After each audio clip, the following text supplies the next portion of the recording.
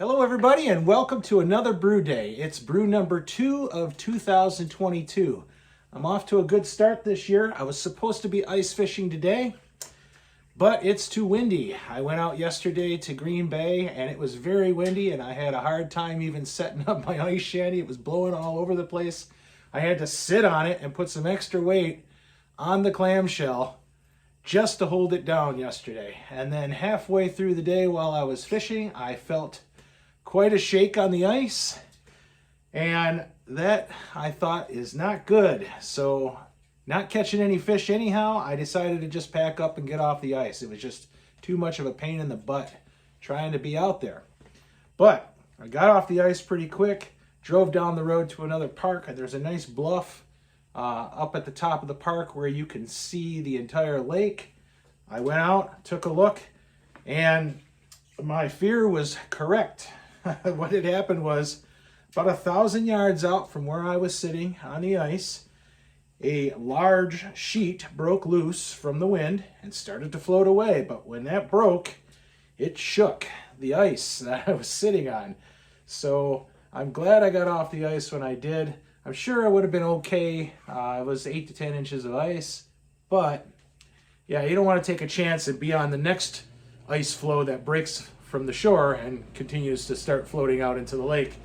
So needless to say, I'm not out there today just simply because it's just too windy. And then some of the other lakes that I go to, it's just too far of a walk to go out. So I'm going to need to get a four-wheeler or a snowmobile or something to start ice fishing in the future, because I'm 50 years old now and I'm just getting a little too old to be walking a half mile out into a lake to catch a few fish. But anyhow, enough of that. Before we get to the brew day, I wanted to show you the results of the Hazy Otter IPA that I brewed a couple weeks ago. So here it is. It's beautiful color. It is very nice and hazy. It turned out almost exactly the way I wanted it. I think I might try to make it just slightly lighter next time, but I like the color. I like the haze. The aroma is amazing, very fruity. I think the hop choice was on point. So I'm going to take a little taste now. It's holding a nice head too, which is very nice. It's been holding this head for about 5 minutes now. I had it in the glass and it hasn't gone away.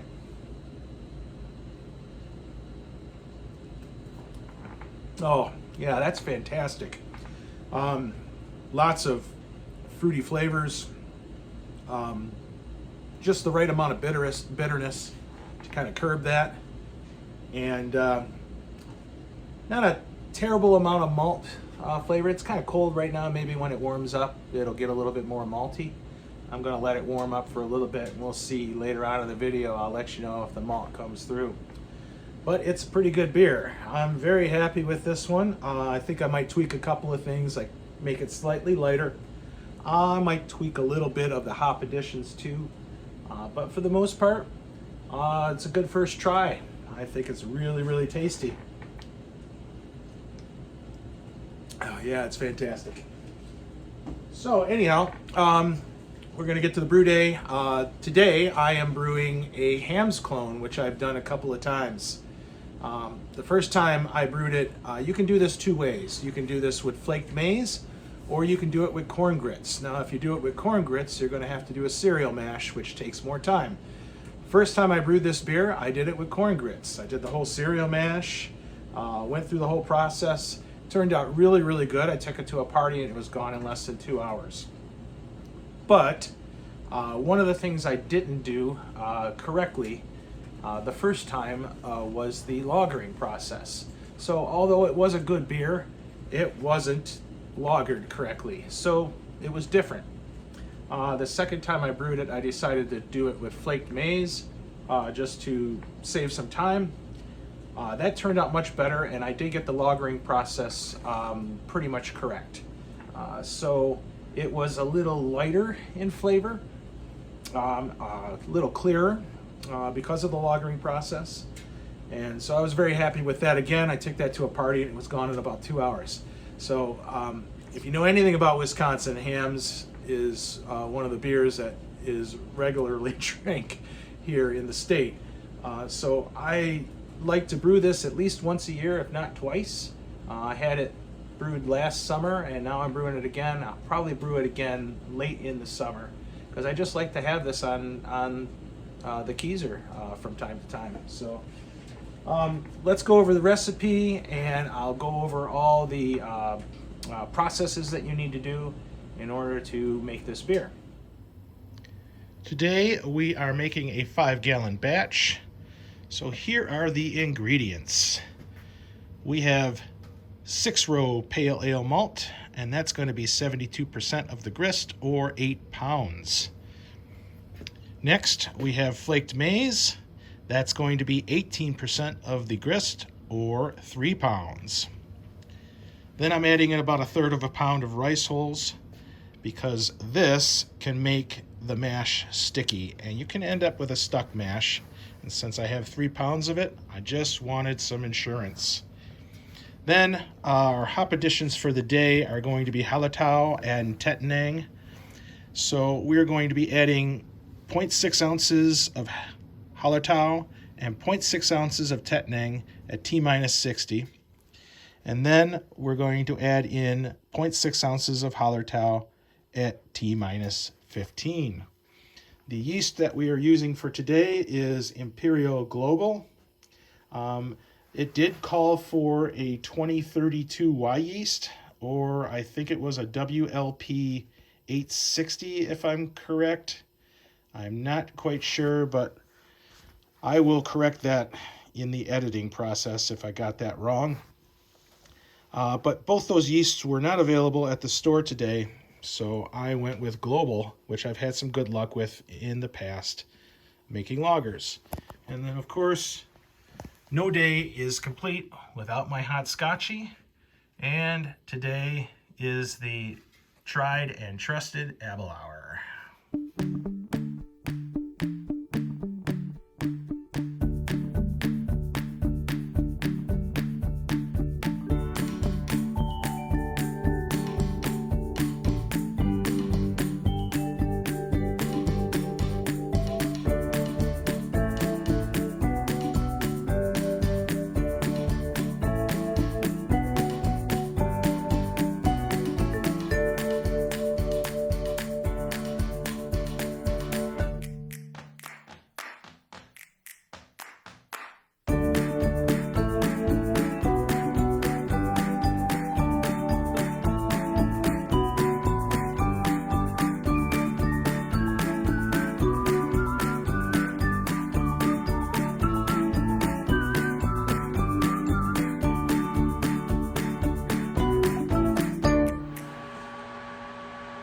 I have mashed in, and we're going to be doing a mash for 30 minutes and then a batch sparge at 170 for 10 minutes or so. Then I'll drain off the second runnings. So I'm going to go over the process a little bit more in detail. Here is the recipe. You can go to Brew Your Own magazine and type in Theodore Hamm's Brewing Company's HAMMS clone, or you can just do that in the search engine, and it will take you to this website where you can get the recipe. So today, I'm going to be doing things just slightly different. It's calling for an OG of 1040 and a final gravity of 1006, with an IBU of 20, an SRM of 3.2, and an ABV of 4.5. How you get to the original gravity is you make a 5-gallon batch, and then you dilute it with another gallon of water after you're done drawing off the runnings. That's going to dilute it to 1040. I am not going to add the extra gallon of water because I don't want a 6-gallon batch. I want a 5-gallon batch. So my gravity is probably going to be around 1050 or 1055, somewhere in there. Some of the things that you need to do as far as mash and stuff, you're mashing in at 152. I put in almost 6 gallons of water, made it kind of a runny mash, and then I will batch sparge with a couple extra gallons of water so I can get up to 6 gallons pre-boil. The reason why I put extra water in is because of the amount of flaked maize that we have, which does suck up a little bit more water, and then a little bit of the rice hulls too.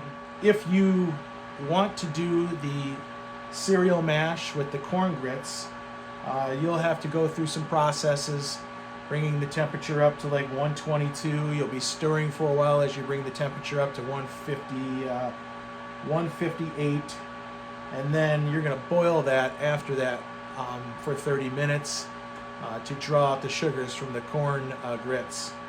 Then after that, you're going to add that in to your mash and bring that temperature to 152 and let that sit for 30 minutes, and then draw off your first runnings, do your batch sparge, draw that off, then you're all set.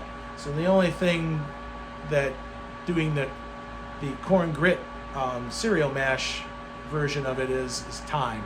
It takes a lot more time. First time I did it, it was about a 6.5 to 7 hour brew day.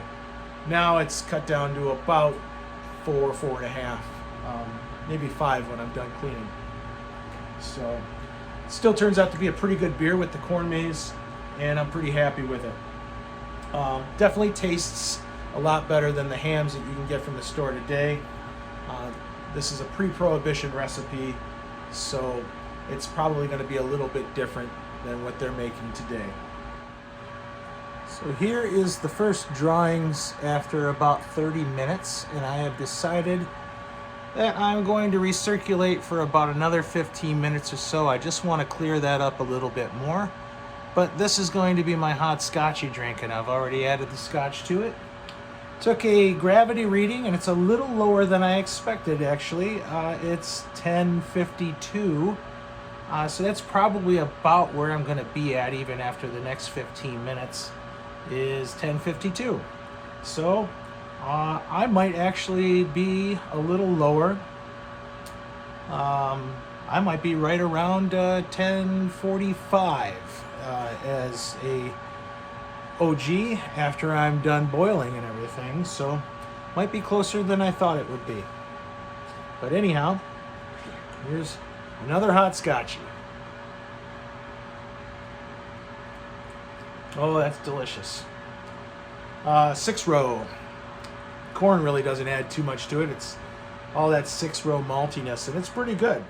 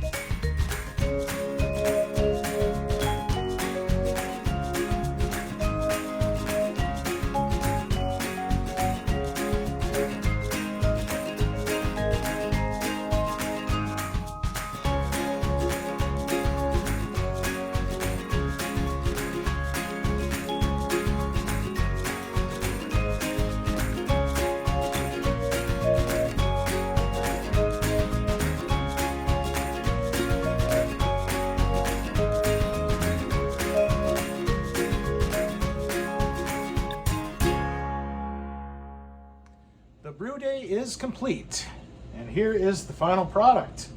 It's looking pretty good. I think it was a pretty good brew day. All around, everything went pretty smooth. There were no hiccups. Pretty easy. So, I cooled down the wort, and it got down to 52 degrees. And wouldn't you know that 52 degrees is where we're supposed to be fermenting at.